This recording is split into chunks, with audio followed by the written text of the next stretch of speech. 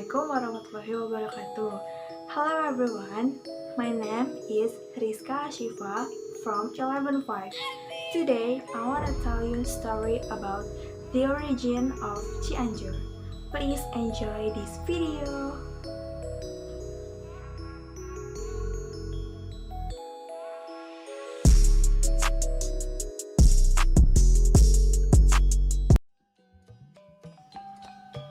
Once upon a time, there was a farmer named Pak Pelit.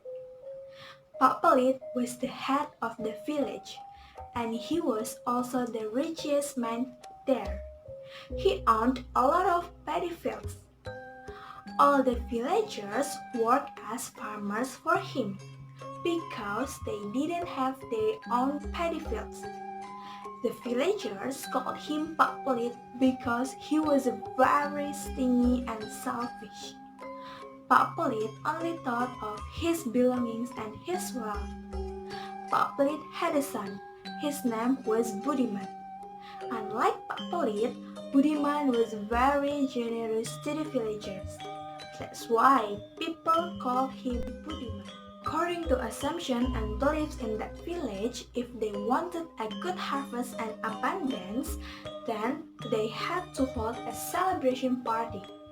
Because of fear that the next harvest would fail, Pak Pelit was forced to hold a celebration party. All the villagers were invited by Pak Pelit to attend the celebration. The villagers were happy with that invitation of Pak Pelit. They expected to have a good meal in that celebration event. But in fact, Pak Pelit provided only a perfunctory dish, and even not enough to entertain all the guests who were invited. Many guests didn't get a food. Pak Pelit was really outrageous. Although he has a lot of money, he invited people but not enough to provide food and not worthy. God will not give blessing on his wealth. At the time of the salvation feast is in progress, suddenly there came an elderly grandmother to the party. She then asked for donations to Pak Pelit. "Excuse me, sir. Please give me an alms not only with a mouthful of rice, sir. Please, please." "What? An alms? Just ask for alms that easy? To collect all my possessions, I have to work hard. Don't you understand? Please give me just a little bit of milk, mister. Please." "No way. Get over here or I will tell you the guts to hit you." The old granny then cried because she didn't get alms but instead violently evicted by Pak Pelit. Then she immediately left Pak Pelit's house. Budiman saw her. Then he secretly took some food and gave it to the old woman. Because if Pak Pelit knew that Budiman gave some food to people, Pak Pelit would be angry. "Thank you, son. I hope your life will become a glorious. Thank you, thank you." Nobody knew that the old grandmother had a supernatural power. Then she stamped her foot on the ground, and she was angry and said, "Remember, Pak Pelit, your greed will drown yourself. God will inflict punishment to you. Just remember that, Pak Pelit." The old grandma then stuck her stick on the ground, then she lifted her stick again. The hole in that hill was gushing a lot of water. In no time, the entire village filled with water. "Flood! Flood! Flood! Flood!" shouted the people in the village. They panicked because of the arrival of the flood water from the top of the hill.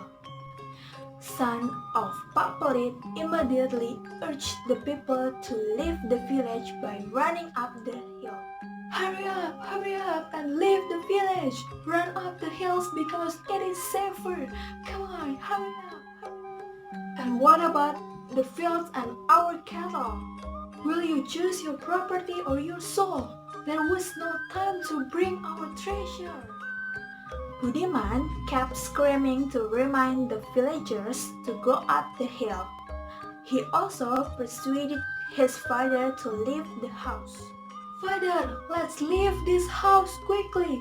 We have to get off to save ourselves. What? Run away and leave my treasure? You stupid kid! I had to take my treasure chest which I keep in the ground. Because there was no time left, Budiman immediately ran and fled into the hills, while Pakpelit was still busy collecting his possessions. Finally, Pakpelit drowned in the flood. Most villagers, including Budiman, survived. They were sad to see their village drowned. Then they decided to look for new areas.